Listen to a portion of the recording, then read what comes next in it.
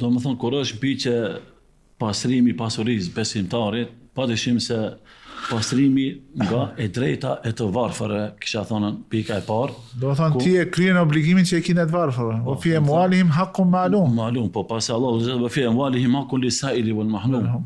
Pra në këtë rast Allahu dhul xhelali përmend në pasurinë e të pasurve ka një të drejtë të caktuar, ajo që quhet për nevojtarët.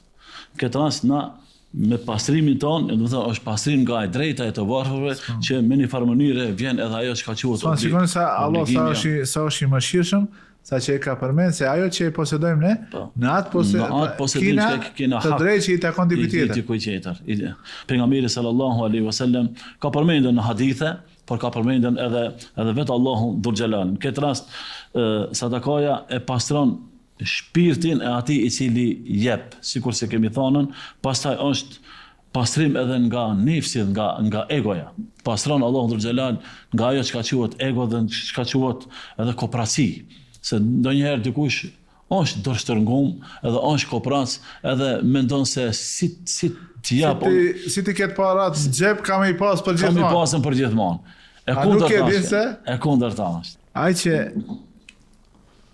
nuk e jep para, nuk e ndin atë kënaqësinë se si dihesh njeriu kur e gëzon një jetim, kur e gëzon një të varfër, kur e plotson një nevojë. Subhanallahu, pejgamberi sa ka thonë, këtë eci me një vëllau tim musliman, derisa t'ja zgjidhi problemin që e ka. Bash. Është më e dashur për mua se sa të qëndroj një muaj në itikaf në xhamin time. Allah akbar. Subhanallahu. Shikon ki ibadet, prandaj sadaka ka këtë veçori. Nuk është vetëm vepër e cila i kthehet si shpërblim atij që jep sadakan. Por edhe ka dobinë të kajt të cilët i ndihmon. Një gale me hek një muslimanit është një punë shumë e madhe. Por atë edhe disa të ndërlidhi, hajde talon edhe ai qetit që fiton. Para se gjithashtu na fitojmë. Ne e përmendëm më herët ajo që quhet shpirtërore, ajo që quhet zemër, sadaka ta zbut zemra. Po prej nga e marrim këtë fjalë, nga hadithet e pejgamberit alayhis salam thotë se nëse dëshiron që zemra jote të zbutet, ushqeje të varfërin ose fërkoja kokën jetimit. Këto dy fjalë të mëdha. Shembull, kur thot fërkoja kokën jetimit, e ka për qëllimin ndihmoja jetimin. Rri afër jetimit. Shikon nevojat e jetimit.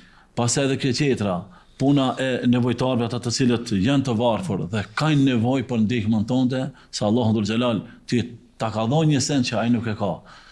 Por përpasi që ndihmon ti për të varfërin, përpasi që ndihmon edhe jetimin, ti ndihmohesh vetë, se nëse zemra jote ka qenë ngurtë, nëse zemra jote ka qenë thatë, nëse zemra jote ka qenë nxjerr prej mëkateve, sadakaja ta zbut, sadakaja ta pastron, sadakaja ta lan me një farë mënyre dhe ta zbardhon. Edhe ta kthen në binar. Edhe ta kthen. Edhe sikur thot populli, vjen në shina si duhet.